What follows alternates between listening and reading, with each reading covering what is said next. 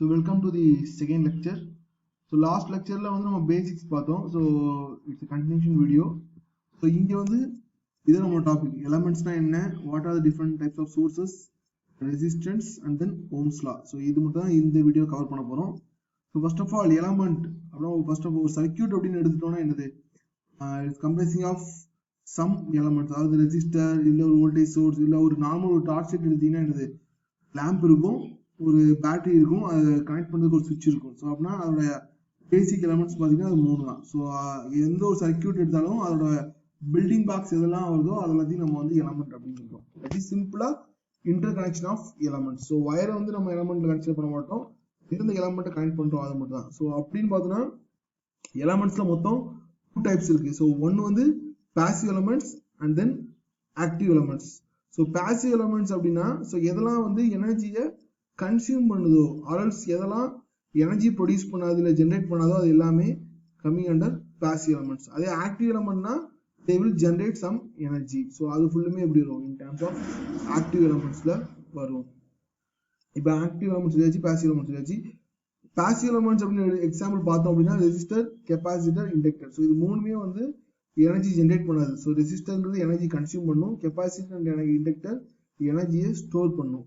அதே active element அப்படின்னு பார்த்தோம்னா ஜென்ரேட்டர், பேட்டரி, ஆப் ஆம்ப் இல்ல நம்ம normal voltage source, current source அந்த மாதிரி நம்ம எடுத்துக்கலாம்.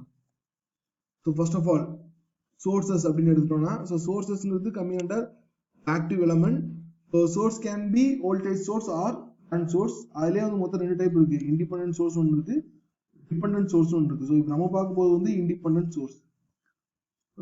இந்த சர்க்யூட் சிம்பிள் பார்த்தீங்க அப்படின்னா எப்பனா உங்களுக்கு பொலாரிட்டி கொடுத்தாங்க பிளஸ் மைனஸ் கொடுத்துருக்காங்கன்னா it will represent a voltage source. அதே உங்க ஆரோ மார்க் கொடுத்துருக்காங்க அப்படின்னா it will represent current source. So இதே பிளஸ் மைனஸ் கொடுக்காம இங்க ஒரு சைன் வேவ் சிம்பிள் கொடுத்துருக்காங்கன்னா that will B a voltage source but alternating current voltage source. அதாவது ஏசி வோல்டேஜ் சோர்ஸ் தான் மென்ஷன் பண்ணுவோம். ஸோ இங்க கொடுத்துருக்க எல்லாமே கம்ப்ளீட்டா டிசியில கொடுத்துருக்கோம், பட் ஏசிலையும் இருக்கு. ஸோ அதுக்கு வந்து ஒரு சைன் சிம்பிள் மட்டும் இங்க உள்ள இருக்கும், ஒரு ட்ரிடில் சிம்பிள் மாதிரி ஒன்று இருக்கும். So first of all independent voltage source அப்படின்னா என்ன அர்த்தம் அப்படின்னா ஸோ இது எல்லாமே இண்டிபெண்டன்ட் வோல்டேஜ் சோர்ஸ் தான் வருது.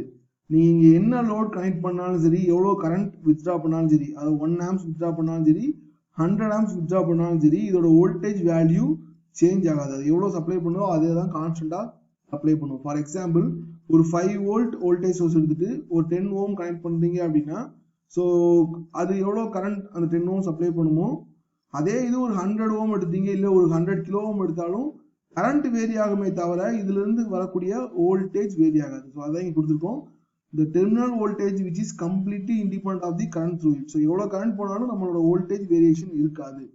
அதே மாதிரி இண்டிபெண்டன்ட் கரண்ட் சோர்ஸ், இங்க எவ்வளோ லோடோட வோல்டேஜ் எவ்வளோ இருந்தாலுமே சரி இந்த current value will be constant through out the operation. இதை வந்து நம்ம என்ன சொல்லலாம், ideal voltage source, ideal current source. இது ஐடியல் கரண்ட் சோர்ஸ் இல்லாட்டி ஐடியல் வோல்டேஜ் சொல்லலாம். ஐடியல்னா 5னா கரெக்டா 5 கொடுக்கும், அப்படி கொடுத்ததுன்னா அது வந்து ஐடியல். பட் பிராக்டிகல் சோர்ஸ் அப்படின்னு பாத்தீங்கன்னா நம்ம 5 அப்படின்னா த்ரூ அவுட்டா 5 கொடுக்காது, there will be some voltage drop. அதாவது இந்த சோர்ஸ் கூட ஒரு ரெசிஸ்டன்ஸ் இருக்கும், சோர்ஸ் ரெசிஸ்டன்ஸ் பாங்க. ஸோ அதுல ஒரு டிராப் இருக்கனால த்ரூ அவுட் வந்து நம்ம கான்ஸ்டன்ட் 5 தராது, அதோட கொஞ்சம் கம்மியா தான் கொடுக்கும். So next one dependent source. So dependent அப்படின்னா உங்களுக்கு தெரியும், ஸோ ஏதாவது ஒரு விஷயத்த டிபெண்ட் பண்ணி இருக்கும். அப்படின்னா இங்கேயும் 2 டைப் ஆஃப் சோர்ஸ் இருக்கு, voltage source and current source இருக்கு. பட் அது வந்து எதை டிபெண்ட் பண்ணி இருக்கு அப்படின்னா எதர் இன்னொரு வோல்டேஜ் ஆர் இன்னொரு கரண்ட் அதை டிபெண்ட் பண்ணி இருக்கும். ஸோ அதுதான் வந்து டிபெண்டன்ட் சோர்சஸ். ஸோ இங்க வந்து டிபெண்டன்ட் சோர்ஸ்னா மோஸ்ட்லி இந்த டைமண்ட் சிம்பிள் வரும். டைமண்ட் சிம்பிள் வந்தாலே we can say that is a dependent source. அதே பிளஸ் மைனஸ் கொடுத்தாங்கன்னா வோல்டேஜ், அதே ஆரோ கொடுத்தாங்கன்னா அது கரண்ட் சோர்ஸ். V அப்படின்னு கொடுத்தாங்கன்னா இந்த கரண்ட் இந்த வோல்டேஜ் சோர்ஸ் வந்து எதை கண்ட்ரோல் பண்ணி இருக்கு அப்படின்னா கண்ட்ரோலிங் வோல்டேஜ். அதாவது இந்த இடத்துல different types of different sources, voltage controlled voltage source அப்படின்னா வோல்டேஜ் சோர்ஸோட வேல்யூ வந்து இன்னொரு வோல்டேஜ் மூலமா நம்ம கண்ட்ரோல் பண்றோம். அதே கரண்ட் கண்ட்ரோல்னா பை கரண்ட் வேல்யூ. ஸோ அதோட டயக்ராம் பார்த்தா நல்லா இருக்கும். ஸோ இங்க இருக்காங்க. ஸோ இது வந்து என்ன அப்படின்னா இது ரெண்டுமே ஆரோமா கொடுத்துருக்காங்க அப்படின்னா ஒரு கரண்ட் சோர்ஸ் எதை டிபெண்ட் பண்ணி இருக்கு அப்படின்னா ஐஎக்ஸ்ங்கிற ஒரு வேல்யூ டிபெண்ட் பண்ணி இருக்கு. ஸோ ஐஎக்ஸ்னா இது கரண்ட். ஸோ அப்படின்னா இது என்ன சொல்லலாம், கரண்ட் கண்ட்ரோல்ட் கரண்ட் சோர்ஸ். இங்க கே அப்படின்னு கொடுத்துருக்காங்க. So current control current source அப்படின்னா so input current and output current, அதாவது I by I அப்படின்னா கேங்கிறது ஒரு டைமென்ஷன்லெஸ் கான்ஸ்டன்டா எடுத்துக்கலாம். ஸோ ரெண்டாவது ஒன்று எடுத்துட்டீங்க அப்படின்னா கரண்ட் சோர்ஸ், பட் அதோட வேல்யூ எதை பொறுத்து டிபெண்ட் இருக்கு? Depend on the value Vx, அதாவது வோல்டேஜை பொறுத்து இருக்கு. அப்படின்னா voltage controlled current source. So இங்க ஜிங்கிறது என்ன அப்படின்னா உங்களோட கண்டக்டன்ஸ். அது கண்டக்டன்ஸ் என்ன அப்படிங்கிறது நெக்ஸ்ட் கொஞ்சம் அப்கமிங் ஸ்டேட்ஸ்ல பார்ப்போம். So conductance equal to V by N. So இப்போ ஃபிகர் சி பார்த்தீங்க அப்படின்னா பிளஸ் அண்ட் மைனஸ், அதே மாதிரி டிலையும் பிளஸ் அண்ட் மைனஸ். அப்படின்னா இது ரெண்டுமே எப்படி இருக்கு? இது ரெண்டுமே வோல்டேஜ் சோர்ஸை குறிக்குது. Vxனா இது will be controlled by some other voltage name Vx. அப்படின்னா voltage controlled voltage source. So இங்க கேங்கிறது கான்ஸ்டன்ட், ஏன்னா ரெண்டுமே எப்படி இருக்கு? வோல்டேஜ் கண்ட்ரோல் அப்படின்னா V by V. So dimensionless constant. அடுத்தது இது வந்து கரண்ட் கண்ட்ரோல் Ix தான் கொடுத்துருக்காங்க. Current control voltage source. So ஆறுங்கிறது நம்மளோட ரெசிஸ்டன்ஸை மீன் பண்ணி கொடுத்துருக்காங்க. ஸோ ஃபார் எக்ஸாம்பிள், ஸோ இந்த எக்ஸாம்பிள் பார்த்தீங்க அப்படின்னா ஸோ இது வந்து நம்மளோட இண்டிபெண்டன்ட் சோர்ஸ். ஓகேவா? ஏன்னா பிளஸ் மைனஸ் அதாவது பேட்டரி சிம்பிள் மாதிரி கொடுத்துருக்காங்க. ஸோ இந்த லாங் லெக் வந்து பாசிட்டிவ் குறிக்கும், ஸ்மால் லெக் வந்து நெகட்டிவ் குறிக்கும். ஸோ அண்ட் தென் ஏபிசி இது வந்து ஜஸ்ட் ஒரு எலமெண்ட்ஸ் தான். ஸோ இந்த இதுதான் வந்து நம்மளோட என்னது? இது டிபெண்டன்ட் சோர்ஸ். ஸோ எப்படி கொடுத்துருக்காங்க? பிளஸ் அண்ட் மைனஸ் கொடுத்துருக்காங்கன்னா இது ஒரு வோல்டேஜ் சோர்ஸ். எதன் மூலமா கண்ட்ரோல் ஆகுது அப்படின்னா பை ஐ. ஸோ ஐங்கிறது எனக்கு கரண்ட். அப்படின்னா இது வந்து ஒரு current controlled voltage source. So இந்த ஐங்கிறது என்ன அப்படின்னு கேட்டீங்கன்னா ஸோ ஐங்கிறது current through the element C. So C வழியா போற கரண்ட் எப்படி இருக்குமோ அதை பொறுத்து இதோட வேல்யூ சேஞ்ச் ஆகும். இன்கேஸ் இங்க வந்து 5 ஆம்ஸ் போகுதுன்னா இதோட வேல்யூ எவ்வளவு இருக்கும்? 10 into 5 50 வோல்ட் இருக்கும். ஸோ நெக்ஸ்ட் ஒன் இந்த சம் பார்த்தீங்க அப்படின்னா ஸோ ஒரு இண்டிபெண்டன்ட் சோர்ஸ் இது, அண்ட் தென் இது ஒரு டிபெண்டன்ட் சோர்ஸ். இது வந்து கொடுத்துக்கிறது வோல்டேஜ் சோர்ஸ். எதை டிபெண்ட் பண்ணியிருக்கு? V2 டிபெண்ட் பண்ணியிருக்கு. அதாவது இன்னொரு வோல்டேஜ் அப்படின்னா voltage control voltage source. So சர்க்யூட்லேயே V2 வேல்யூ எவ்வளோ கொடுத்துருக்காங்கப்பா? V2 ஈக்குவல் டு 3 வோல்ட் கொடுத்துருக்காங்க. அப்படின்னா இதோட வேல்யூ எவ்வளோ இருக்கும்? 5 into 3. ஸோ அப்படின்னா இதோட வோல்டேஜ் will be 15 வோல்ட். அப்படின்னா V2 இந்த டிபெண்டன்ட் சோர்ஸோட வேல்யூ 15. ஸோ அதுவும் லோடு எப்படி இருக்கு? இன் பேரலல் இருக்கு. ஸோ அப்படின்னா டேரக்டா இதோட வோல்டேஜ் 15 எடுத்துக்கலாம். ஸோ இப்போதைக்கு நமக்கு இந்த பேரலல் சீரிஸ் வேண்டாம், அது அடுத்த லெக்சர்ல பார்ப்போம். இப்போதைக்கு இந்த V2 வேல்யூ எப்படி கண்டுபிடிக்கணும்? So based on this voltage இதோட வோல்டேஜ் வேரி ஆகும். So voltage controlled voltage source. So இந்த எக்ஸாம்பிள்ஸ் வந்து ஆல்ரெடி நம்ம பவர் அப்சர்வ்ட் அண்ட் பவர் டெலிவர்ட்னு பார்த்துருக்கோம். ஸோ அதை பேஸ் பண்ணி ஒரு எக்ஸாம்பிள் இருக்கு. ஸோ இந்த மாதிரி கம்ப்ளீட்டாக ஒரு சர்க்யூட் கொடுத்துட்டாங்க அப்படின்னா சிம்பிளா பவர் அப்சர்வ்ட் பவர் சப்ளை கண்டுபிடிக்கணும் அப்படின்னா ஒன்றும் இல்லை. உங்களோட கரண்ட் வந்து பாசிட்டிவ்லேருந்து வெளியே வந்துச்சு அப்படின்னா பவர் சப்ளைட், அதே நெகட்டிவ்லேருந்து வெளியே வந்துச்சுன்னா பவர் அப்சர்வ்ட். இதுதான் சிம்பிள் டெக்னிக். ஸோ எப்பவுமே நம்ம வந்து ஒரு ரெசிஸ்டர் எடுத்துட்டோம் அப்படின்னா அதோட கரண்ட் என்டரிங் பாயிண்ட் வந்து பாசிட்டிவா எடுத்துக்குவோம், அதே கரண்ட் லீவிங் பாயிண்ட் வந்து நெகட்டிவா எடுத்துக்குவோம். ஸோ அதை வச்சு தான் இங்க பிளஸ் மைனஸ் போட்டுக்கலாம். அப்படியே அவங்க கொடுத்துருக்க வோல்டேஜ் வச்சு நம்ம எடுத்துக்கலாம். ஸோ அப்படின்னு பார்த்தோன்னா இங்க பிளஸ்ஸா இருக்குப்பா.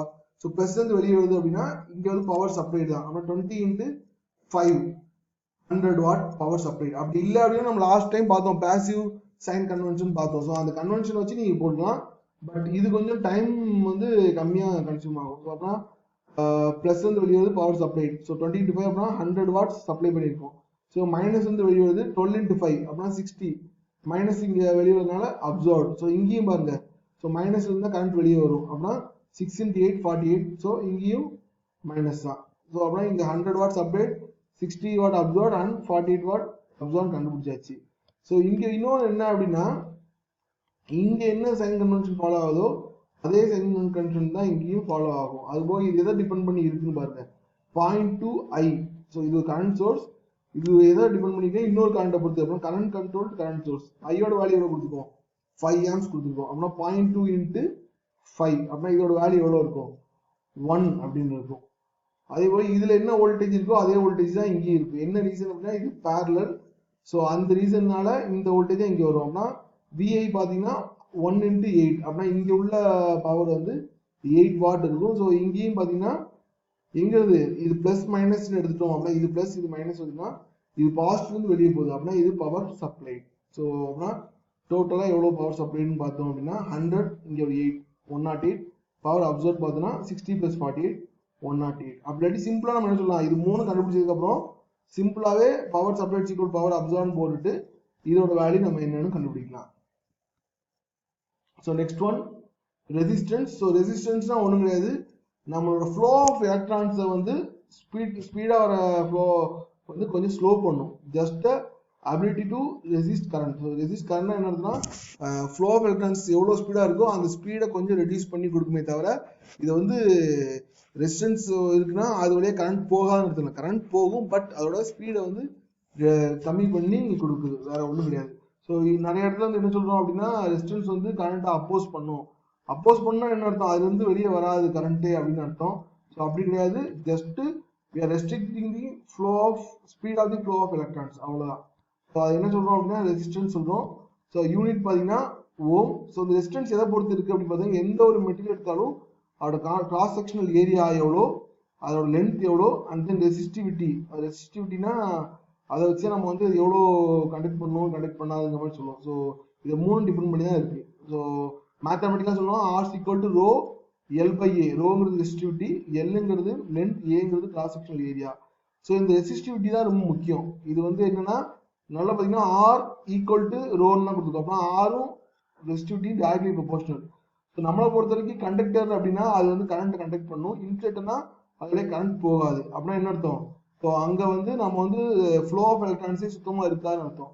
அப்படின்னா அங்கெல்லாம் ரெசிஸ்டன்ஸ் வந்து அதிகமாக இருக்கும். அப்படின்னா குட் கண்டக்டர்ஸ் எதெல்லாம் கண்டக்ட் பண்ணுமோ அங்கே வந்து ரோவோட வேல்யூ, ரோ அண்ட் ஆர் அதோட வேல்யூ கம்மியாக இருக்கும்.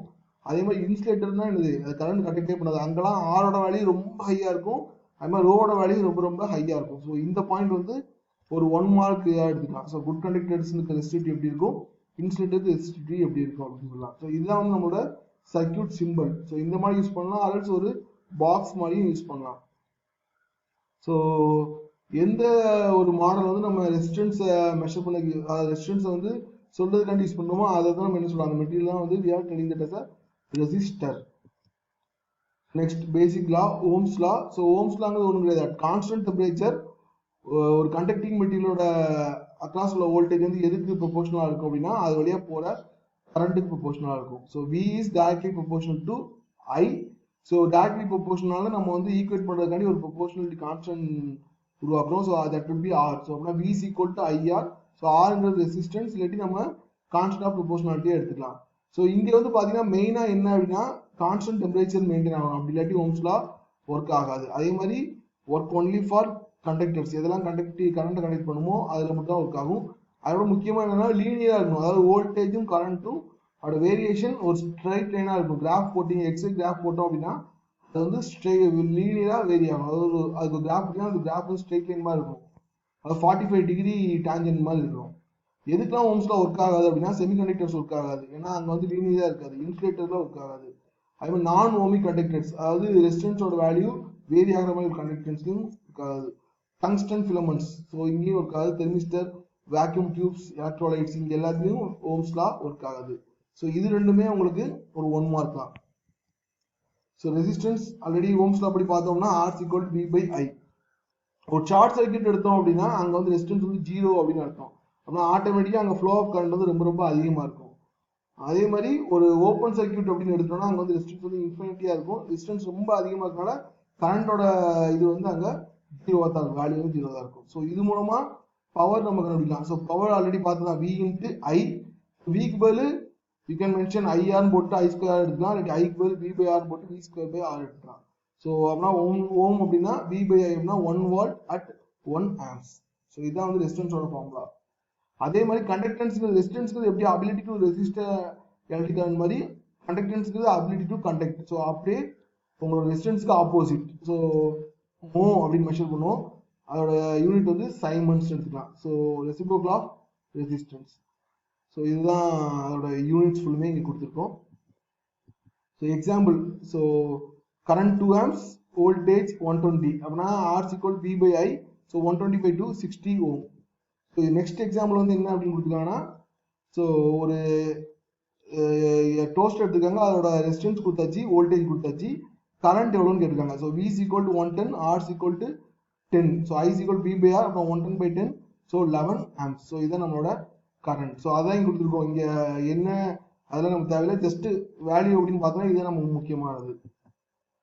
So and then this is another example, just try on your own. இது நீங்களே ட்ரை பண்ணி பாருங்க, ஆல்ரெடி நம்ம பார்த்த எக்ஸாம்பிள் மாதிரி தான் வரும்.